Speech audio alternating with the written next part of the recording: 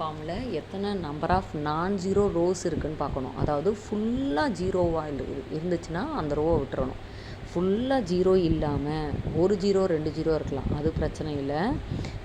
ஃபுல்லாக ஜீரோ இருந்ததுன்னா அந்த ரோவை மட்டும் விட்டுட்டு எத்தனை முழுதும் ஜீரோ இல்லாத ரோஸ் எத்தனை இருக்குது அப்படின்னு பார்க்கணும். அதுதான் ரேங்க் ஆஃப் மேட்ரிக்ஸ்னு அர்த்தம். கடைசியில் ரோ ஆஃப் ஏ இதுதான் அப்படின்னு நம்ம எழுதிடணும். ஓகேவா? இதுதான் நம்ம செய்ய போகிறோம். இப்போ 17th எக்ஸாம்பிள்லையும் 18th நம்ம அதை தான் நம்ம பார்க்க போகிறோம். இப்போ அதை எப்படி ரேங்க் ஆஃப் மேட்ரிக்ஸ் கண்டுபிடிக்கிறது, எப்படி அந்த ட்ரான்ஸ்ஃபர்மேஷனை யூஸ் பண்ணுறது அப்படின்னு சொல்லிட்டு நம்ம படிக்க போகிறோம். இப்போ 1.17 எடுத்துக்கிறேன். இதில் கொடுத்துருக்கிற மேட்ரிக்ஸை ஏ அப்படின்னு நம்ம எடுத்துக்கிறணும். இருக்கிறது 1ன்னு ஆரம்பிச்சிருக்கான்னு பார்த்துக்கோங்க. 1 இருந்ததுன்னா ஓகே, ஆஸ் இட் இஸ் நீங்கள் என்ன இருக்கோ அதை அப்படியே வச்சுக்கிட்டு ப்ரொசீட் பண்ணிடலாம். இப்போ 1 2 3 2 1 4 3 0 5ன்னு இருக்குது. இப்போ இந்த first row, second row, third row அப்படின்னு இருக்குது. இந்த ஃபஸ்ட் ரோவில் இருக்கிறத எந்த மாற்றமும் செய்யக்கூடாது. செகண்ட் ரோவில் இருக்கிற அந்த ஃபர்ஸ்ட் நம்பரை தான் நீங்கள் செக் பண்ணி பார்க்கணும். நம்பரை தான் நீங்கள் செக் பண்ணி பார்க்கணும். அதை வச்சு தான் நம்ம சம்மே செய்ய போகிறோம். ஓகேவா? இப்போ பாருங்கள், உள்ள நம்பரு 2ன்னு இருக்குது. இதில் இந்த 2வை தான் நம்ம எடுத்துக்கிற போகிறோம். அப்போ 2 எப்போ 0 ஆகுனா ஒரு -2 வரணும்.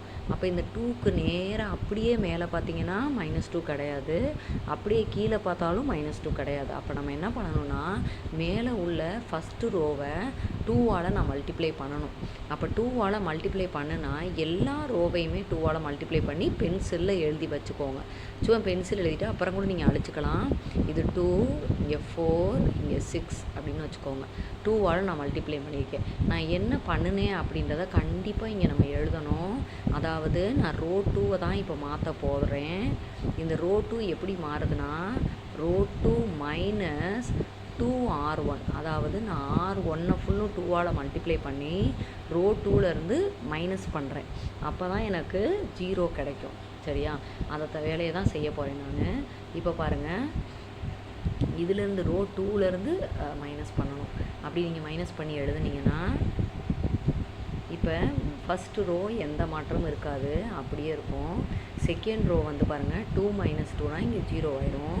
1 - 4 அப்படின்னா -3, 4 - 6னா -2 அப்படின்னு ஆகிடும். அடுத்த நம்பர் 3 0 5. இந்த நான் தேர்ட் ரோவை நான் எதுவுமே செய்யலை, செகண்ட் ரோவை தான் இப்போ மாற்றிருக்கேன். இப்போ அடுத்து நம்மளோட ஸ்டெப்பு தேர்ட் ரோவுக்கு போயிடணும். தேர்ட் ரோ இங்கே 3 இருக்குது. அப்போ வழக்கம் போல் இந்த 3யை 0 ஆக்குறதுக்கு -3ஆல் தான் முடியும்.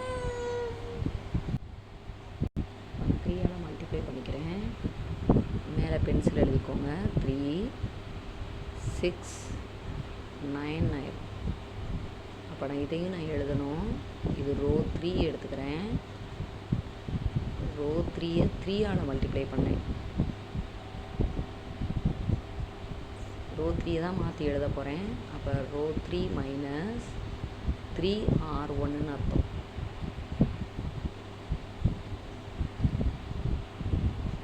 இப்போ நீங்கள் இந்த நெகேஷன் சிம்பிள் போடணும். அதாவது ஈக்குவல்ட்டு கிடையாது, அப்படியே அதுக்கு மாற்றி எழுத போகிறேன்.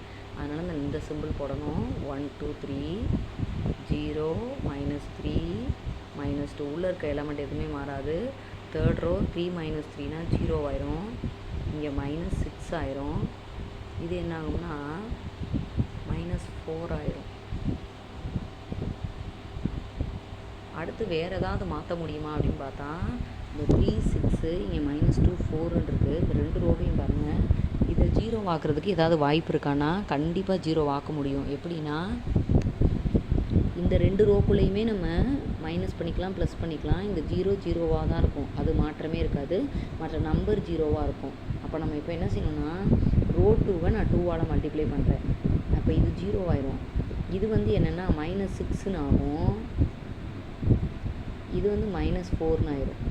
இப்போ இது -4, இது -4. அப்போ ரெண்டையும் நான் மைனஸ் பண்ணால் தான் 0வாக இருக்கும். சேம் நம்பராக இருந்தாவே மைனஸ் பண்ணிடணும். ரெண்டு சேம் சைனாகவும் இருக்குது. அப்போ நான் என்ன பண்ணணுன்னா நான் இப்போ ரோ 2வை 2ஆல் மல்டிப்ளை பண்ணேன். ரோ 3லேருந்து மைனஸ் பண்ணி ரோ 3லேயே எழுதிக்கிற போகிறேன். ஓகேவா?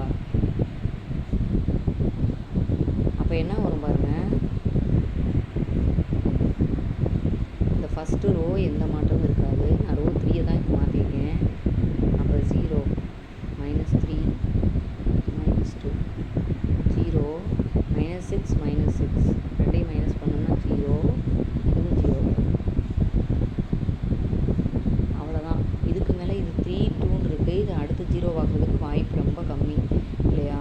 உடனே என்னால் பண்ண முடியாது. அப்போது இப்போ நம்பர் ஆஃப் நான் ஜீரோ ரோஸ் அப்படின்னு எத்தனை இருக்குன்னா 2 தான் இருக்குது.